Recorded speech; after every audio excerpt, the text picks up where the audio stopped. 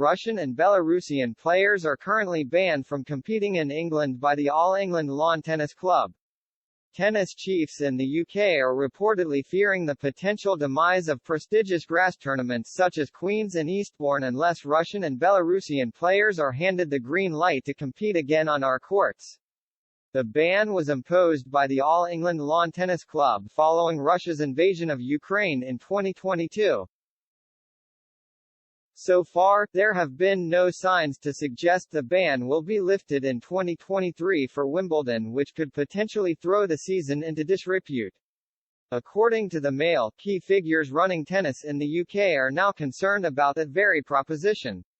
There is a sense that there is now growing pressure on officials to act, but even if the ban is lifted, the government could intervene by refusing to issue visas. The Lawn Tennis Association are facing the prospect of a full suspension from hosting events if they are to repeat the ban. Should that happen and their license be withdrawn, it would open the door for foreign investors to swoop in and stage the tournaments elsewhere. But not only that, the results would be devastating for the domestic audience, as the knock-on effect would also impact smaller tournaments such as Nottingham and Surbiton. Furthermore, there could be a series of heavy fines and sanctions implemented that would leave a stain on British tennis.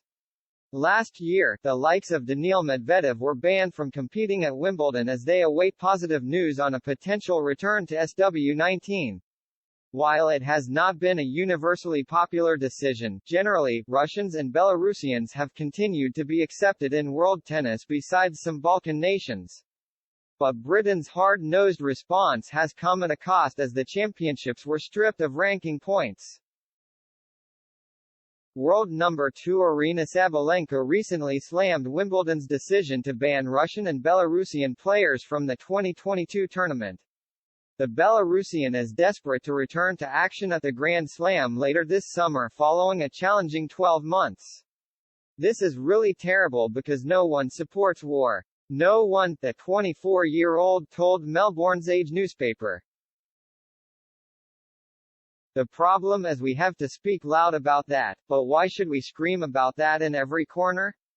It's not going to help at all. I am just really disappointed that sport is somehow in politics. We're just athletes playing their sport. That's it. We're not about politics. If all of us could do something, we would, but we have zero control.